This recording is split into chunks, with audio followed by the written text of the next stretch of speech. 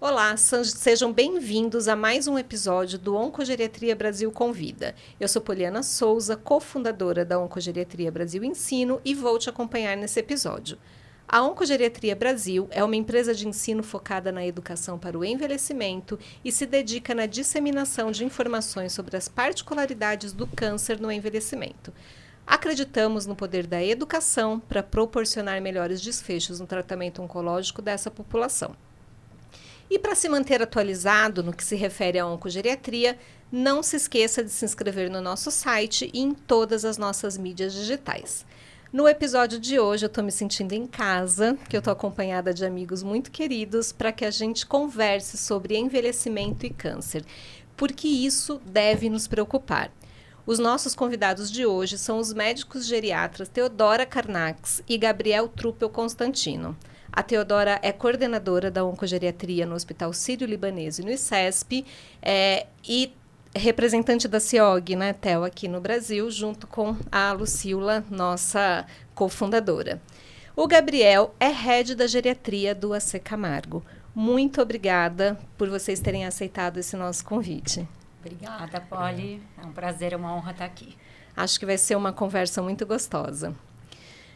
Acho que esse assunto está sendo bem falado, né, ultimamente. Acho que cada vez mais as pessoas estão se preocupando mais com a questão, né, do envelhecimento populacional, mas até pouco tempo atrás, no nosso país, a gente não falava muito sobre isso, né? Segundo a ONU, em 2022, o mundo atingiu a marca de 8 bilhões de habitantes, sendo que desses, mais de 760 milhões já eram pessoas com 65 anos ou mais. Segundo o nosso censo agora, de 2022, o total de pessoas com 65 anos ou mais na nossa população já era de 22.169.101 pessoas. E isso já representando quase 11% da nossa população. Né? Foi uma alta de 57,4% quando a gente compara com o censo de 2010 na nossa população 65 mais. Né? Se considerarmos que a nossa definição de idoso é 60 anos ou mais, essa população atingiu mais de 15% da nossa população, um aumento de 56% comparado com o censo de 2010, quer dizer, é algo bastante significativo, né? A gente sabe que no mundo todo, mais da metade dos casos de câncer são diagnosticados justamente nessa população, com 60 anos ou mais. Né? E cerca de 70% das mortes, em alguns países até mais de 70% das mortes por câncer, também nessa faixa etária. Então, dito isso, né, que está posto, é uma realidade, né, são dados, não tem como a gente, né, falar, né, contra dados. Que é esse tal de envelhecimento populacional que a gente tanto fala? Né? Quando a gente fala, a população está envelhecendo, o que a gente está dizendo? E por que isso nos preocupa tanto? Uma vez que viver mais, né, é uma conquista, né, da humanidade, é uma conquista da medicina, de condições de vida. Então, eu queria ouvir um pouquinho de vocês sobre isso. Bom, acho que esse é o grande ponto do momento, né? A gente discutiu envelhecimento e envelhecimento bem-sucedido. E o que eu acho que a gente traz é que o envelhecimento, com ele, a gente está trazendo as doenças crônico-degenerativas, tentando fazer um paralelo aí, porque o aumento do envelhecimento tem uma série de explicações, dentre elas, eu acho que as mais importantes é como a gente aprendeu a cuidar das doenças, como a gente combateu as doenças infecciosas, isso está extremamente atrelaçado, e com a urbanização da sociedade. Então, tudo isso atrela aí a um envelhecimento cada vez maior. E, com isso, o aumento das doenças crônico-degenerativas, dentre elas, uma das doenças mais incidentes aí, prevalentes, o câncer. O câncer o envelhecimento é o principal fator de risco para o câncer, para o desenvolvimento do câncer, né? E por quê? Porque você tem um tempo maior e mais hábil para o desenvolvimento das mutações e para a expressão dessas mutações. A imunossenescência é o maior tempo de exposições aos fatores de riscos que vão poder ter uma manifestação nos mais longevos. Então, obviamente, a gente espera que quanto mais idoso eu tiver a minha população, maior vai ser a incidência. E a curva, ela é realmente paralela, né? E a gente vai enfrentar esse novo padrão de doenças. E é por isso que eu acho que essa discussão toda que está aqui, né? E aí, Trupel, se você quiser me complementar nessa fala. Não, eu acho que é isso, assim, a gente está comendo melhor, a gente está vivendo mais, a gente está... E cada vez mais os idosos, mesmo os mais complicados, que são os que a gente acaba vendo, com mais problemas de saúde e tudo mais, eles chegam, eles conseguem viver mais tempo com todos esses problemas. Isso é uma... E isso aumenta nossos desafios a partir de agora, que era a parte 2 da pergunta aí, né? Apesar de ser um sucesso, porque isso é um problema, né? Porque é isso, a gente acaba abrindo as portas para ter cada vez mais pacientes, e pacientes difíceis, pacientes complexos, com seus novos problemas e grandes dificuldades. Eu estava fazendo um paralelo, eu mandei mensagem pro pediatra do meu filho ontem, e assim, é fácil, o pediatra só precisa saber a idade que ele fala, toda criança é parecida. A gente recebe uma mensagem do paciente, tem que abrir prontuário, tem que olhar exame, tem que... Então, é um paralelo como é mais complicado o nosso paciente. Então, isso é um dos pesos desse envelhecimento populacional de forma geral, né? Isso tem um impacto, né? Porque a gente não está falando... A gente está fazendo aqui o paralelo com o câncer porque é o assunto do nosso interesse. Uhum. Mas o que a Teodora falou é uma coisa importante. Não é só a incidência do câncer que aumenta mais, né? É a incidência de várias doenças crônicas. Sim. E que podem ter impacto... Uma pode ter impacto no tratamento da outra, no acompanhamento da outra doença. E tudo isso gera um desafio grande, né? Para os sistemas de saúde, de uma forma geral, né? Para a gente dentro do nosso consultório e nos sistemas de saúde de uma forma geral. Eu ia te perguntar mesmo, assim, o que explica, né, essa incidência tão expressiva do câncer entre essas pessoas. Você começou falando um pouco disso, né? Então, mais tempo de exposição a fatores de risco. Mais tempo de exposição, a imunossenescência por si só também, com um favorecimento a isso. As mutações, né? Então, quanto mais longevo eu estou, mais as diferenciações celulares e as mutações vão ter uma chance de ter a sua expressão. E os mecanismos de proteção dessas mutações, eles começam a falhar, né? Então, aí você começa a ter uma maior casamento da imunossenescência, né? Com as mutações. Eu acho que todo mundo tem a impressão, né, de que a maior causa do câncer é genética. Isso não é uma verdade, né? Então, a gente não tem toda essa incidência tão grande. A genética ela é um fator, mas hoje a gente sabe que a exposição, o estilo de vida são fatores muito importantes. E aí, o estilo de vida que a gente tem também, a alimentação, com os alimentos que a gente consome, o tabagismo hoje, entre as maiores incidências de câncer aí, né? O câncer de pulmão, cada vez mais nos países mais desenvolvidos e aqui também no Brasil, entre outros cânceres, né? E a exposição solar também, como dos tumores mais prevalentes que a gente tem nos idosos, embora não tão falado, né? Porque não tem tanta repercussão, aparentemente, né? Então, tudo isso faz com que a gente tenha essa elevada incidência e prevalência, né? E a complexidade de tudo que, como o Gabriel falou, né? Quanto mais tempo vivo, mais chance de aparecer qualquer doença, né? Doenças crônico-degenerativas. Demências, hipertensão, cardiovasculares, por aí vai. E você tocou num ponto importante, né? Que é a questão dos hábitos de vida, né? Sim. Então, se a gente também envelhece com hábitos de vida ruins, a gente teve um tempo maior aí de exposição a fatores de risco relacionados ao nosso modo de viver. E tem, né, uma iniciativa importante aí da Organização Mundial de Saúde que é a década do envelhecimento saudável, né? Sim. E essa década do envelhecimento saudável tem muitas nuances, na verdade, porque uma das nuances é justamente a gente reduzir o impacto, né, de todas essas questões que a gente está aqui falando nos sistemas de saúde do mundo todo, né? Assim, a gente tem que ter sociedades sustentáveis, né? Eu sei que isso já é muito falado, batido, todo mundo fala, né, muito quando a gente fala sobre o câncer, mas eu acho que quando a gente fala, né, dessa importância do envelhecer bem, é importante a gente frisar de novo, né?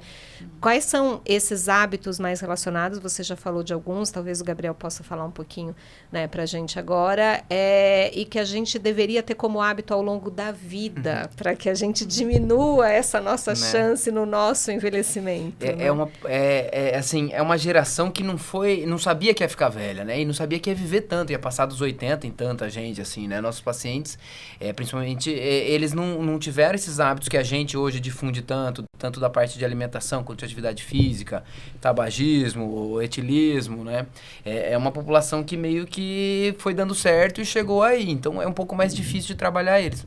Mas esse pessoal que está agora no 60, 65 já teve mais estímulo a isso e cabe a gente também, eu acho, que é passar para esses que ainda não são idosos. Eu pego muito paciente que chega com 40, 50 anos querendo passar com geriatra a primeira vez, e isso é muito legal, mas de forma geral, nossos amigos não passam com geriatra, nossos amigos não parece que os nossos amigos não sabem que vão ficar velhos, e vão. Se a gente pegar uma tábua de população, a chance deles passarem de 65 é quase 100%. Então, a chance deles chegarem a 80%, quem chegou aos 40, já é muito alta, acima de 80%. Então, se a gente não começa a plantar na cabeça de todo mundo falar que vai ficar velho, não adianta a gente só falar do hábito de vida, né? E porque depois é mais complexo de correr atrás, né? Essa é uma reflexão importante, né? Assim, a gente precisa se haver com o nosso próprio envelhecimento, né? E muita gente tem dificuldade de entender isso. Tem muito medo de envelhecer, mas também não quer falar sobre o assunto e aí não se cuida, né? No sentido de cuidar da alimentação, né? Evitar tabagismo, praticar atividade física e uma série de outras orientações tão importantes que a gente precisa para esse tal de envelhecimento bem-sucedido que a gente fala tanto, né? Uma outra coisa que chama muita atenção nos dados do Globocan é quando ele fala da incidência do câncer, não só em relação à idade, mas dentro das mesmas faixas etárias, e isso se reflete muito na população idosa, em diferentes locais do mundo, né? E uma grande preocupação trazida nessas publicações da Organização Mundial de Saúde, no Globocan, enfim, que falam sobre o câncer, é sobre isso. O quanto os países, né, de baixa e média renda per capita vão sofrer o impacto do câncer de uma maneira, nos próximos anos, de uma maneira muito maior do que os países de alta renda per capita, né? Então, primeiro, o que explica isso, né? Acho que a gente tem uma ideia, mas acho que é importante, né, colocar para quem está ouvindo a gente. E se vocês acreditam que as políticas públicas focadas nessa questão do envelhecimento, né, preocupadas com o envelhecimento populacional, elas poderiam interferir nesse cenário. O que vocês acreditam que os gestores públicos, né, deveriam olhar? Né? Você que está acostumada também a atender num serviço público, tem o contraste do público e o privado, né, deve ver essa questão de uma forma, né, mais frequente. Não, eu acho que a primeira coisa importante, que eu acho que talvez vocês já tenham falado aqui no podcast, mas esse processo de envelhecimento dos países em desenvolvimento é um processo que aconteceu de uma maneira muito rápida. Enquanto a Europa, os Estados Unidos, eles têm um processo e um preparo para envelhecer num tempo de mais de quase 100 anos. O Brasil, se a gente pegar nas décadas de 60, 80 para agora, esse envelhecimento foi muito, muito rápido. E um envelhecimento sem preparo social, né? E isso realmente repercute muito, né? E vai repercutir cada vez mais, porque nós sabemos que as doenças crônico-degenerativas, elas trazem, não só o câncer, mas todas as doenças, elas trazem uma necessidade de cuidado. Você precisa ter uma pessoa cuidando desse idoso, você precisa de recursos, você precisa de hospital, e a gente não está preparado. Então, está todo mundo olhando que os próximos anos, e isso vai alocar muito recurso, né, da saúde pública para isso. E isso não é só uma discussão do setor público, né, Paula? É uma discussão do setor privado também. Os convênios não dão conta, né, da quantidade, da alta demanda que esses idosos têm para isso.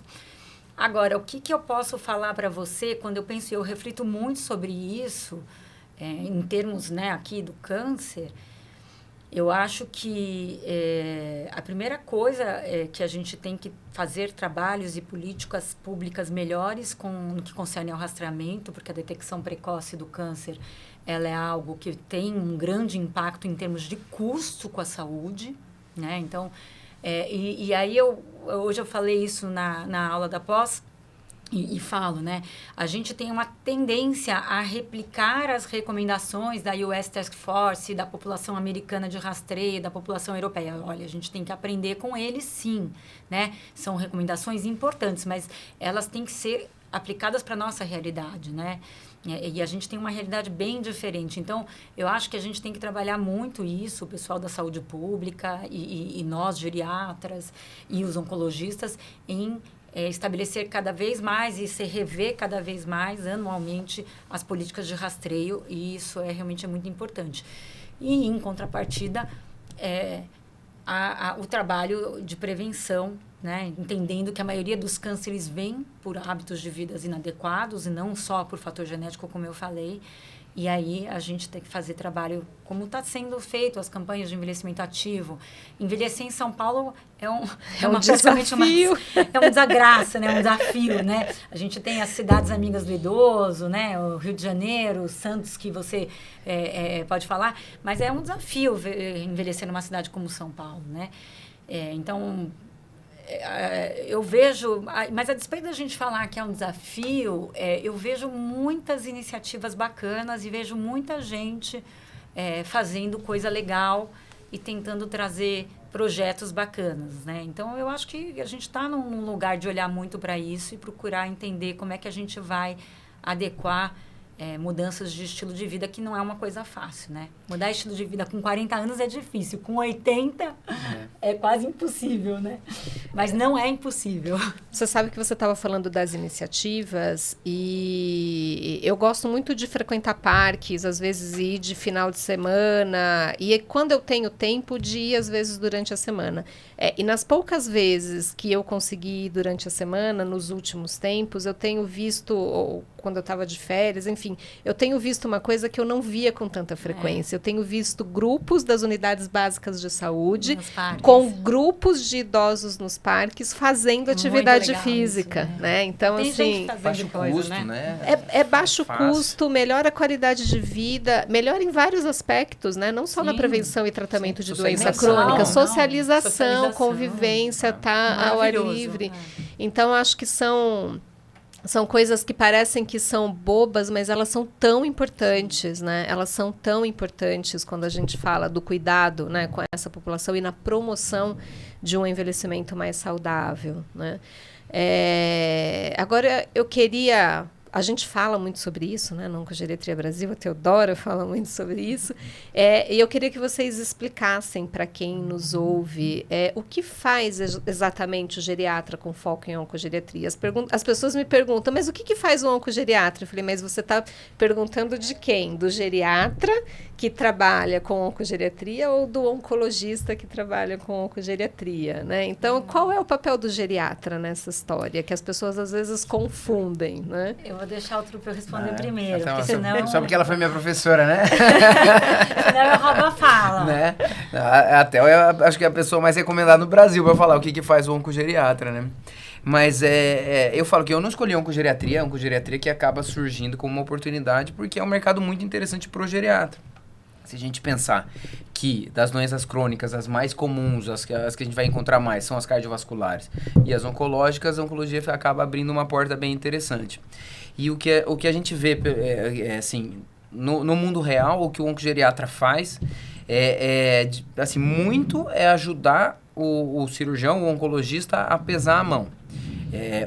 O mundo ideal era a gente sempre fazer esse tipo de avaliação, não é assim ainda, tem pouco geriatra, tem pouco oncologista ainda com esse tipo de pegada, de ideia, mas a gente vê cada vez mais encaminhamentos e discussões, não só lá dentro do AC, para o consultório particular, para pacientes que têm seus múltiplos problemas e precisam de um auxílio, tanto para planejar melhor um tratamento, quanto para controle das outras doenças durante o tratamento oncológico. Então, se fosse resumir, eu falaria que é isso que faz o oncogeriatra, né? Aí no mundo real a gente acaba também fazendo muita parte clínica, parte geriátrica mesmo do paciente quando interna e tudo mais, porque não é uma população fácil.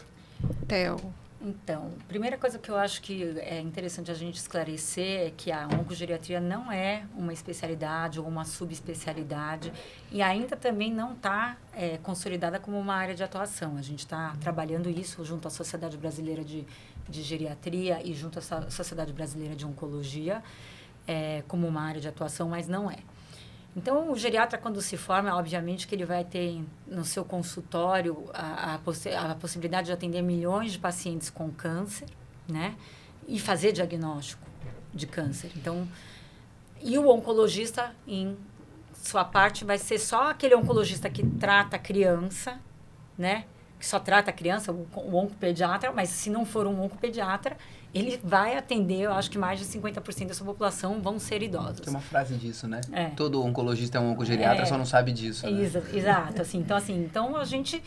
essa é uma realidade, que na clínica da oncologia, da oncohematologia, eles vão encarar e vão encontrar no seu dia a dia pacientes idosos e os geriatras vão fazer diagnósticos de câncer e vão rastrear e vão cuidar de pessoas com câncer, independente de qualquer coisa.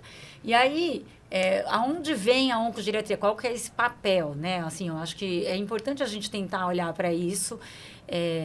Eu acho que o mais importante é que quem está atuando e se especializando e buscando um conhecimento mais aprofundado, ele vem principalmente no intuito de ajudar a tomar decisões no contexto do entendimento de se esse paciente vai tolerar ou não, ou vai ter capacidade de seguir a um tratamento e, no seguir esse tratamento, fazer com que esse paciente siga da melhor forma possível, né? Então, isso, infelizmente, na formação da geriatria básica, você não tem toda essa capacidade, porque você não está convivendo ainda com o entendimento de como funciona o câncer. E veja bem, eu trabalho com oncogeriatria há mais de 15, 20, eu não quero falar quantos anos, mas eu nunca prescrevi um tratamento oncológico, a despeito de eu saber, porque eu não tenho uma formação para isso, né? Então, existem informações que são específicas do oncologista e um entendimento específico que é do geriatra. Mas eu acho que mais do que qualquer outra coisa, a oncogeriatria ela vem para a gente trazer esse olhar. E que o oncologista que também vá se formar e vá querer ter esse olhar, ele consiga entender quais são as nuances de quando ele vai precisar chamar o especialista, né? Quando eu preciso realmente, no meu cuidado com o meu idoso, estar com o geriatra do meu lado. Quando eu não dou conta do recado. A gente tem um trabalho bonito que entrevistamos vários oncologistas e mais de 60% falava que ele cuidava de todas as comorbidades do seu paciente idoso, uma vez que, ao se fazer um diagnóstico de câncer, essa doença ela é tão estigmatizada que o médico principal virou oncologista e que está tudo bem com isso, né? O paciente deixa de ir nos seus outros médicos. Mas o que a gente tem que entender é, será que ele está cuidando direito? Quando é que ele precisa encaminhar? Quando não precisa? E vice-versa, né? Enquanto é nesse olhar que eu acho que a gente tem que trabalhar. Que é importantíssimo, né? Assim, acho que é importante a gente entender que o geriatra com foco em oncogeriatria, de forma alguma, ele tá para substituir o oncologista, né? Não é isso, de forma alguma. Nem a chefia do cuidado, né? O nosso grande papel é realmente auxiliar no planejamento dessa jornada, como vocês falaram, né? E vigiar possíveis intercorrências para que a gente possa promover os melhores desfechos possíveis, tanto em relação ao tratamento quanto à qualidade de vida, né, desse idoso. Acho que isso é importantíssimo. Bom, a gente está aqui nos nossos minutos finais. Eu queria ver se vocês querem deixar aí uma mensagem final para quem está ouvindo a gente, onde as pessoas te encontram. Eu queria agradecer o convite, eu sou entusiasta aí de difundir a ideia da oncogeriatria, vocês fazem um trabalho muito legal. E não só deixar para quem está ouvindo se preparar que você vai ficar velho, já está ficando. Eu queria agradecer o convite, é um prazer estar aqui com vocês, eu tenho muito orgulho do trabalho que vocês estão desenvolvendo, eu acho que de divulgar a informação é o melhor caminho e que todos nós temos atenção aí aos cuidados com os idosos. Acho que aqui é um podcast voltado para pessoas da área da saúde e que as pessoas busquem esse conhecimento. Existem muitos cursos, muitas maneiras da gente ampliar esse conhecimento, cursos online, cursos não online, e essa é a melhor maneira da gente cuidar bem, né? A gente está sempre se aprimorando. Eu estou sempre fazendo curso, gente. Então, que todos busquem ampliar seu conhecimento para melhor cuidar dos seus pacientes. Obrigada. Bom, nesse episódio do podcast do Oncogeriatria Brasil, nós falamos sobre envelhecimento e câncer, porque isso deve nos preocupar. Mais uma vez, eu queria agradecer a presença e a participação da Teodora e do Gabriel aqui abrilhantando o nosso podcast. Lembre-se de se inscrever no nosso site e de nos acompanhar nas redes sociais para ficar atualizado no que se refere à oncogeriatria. Agradecemos novamente a audiência de todos, aos nossos convidados e até o próximo episódio. Obrigada. Amém.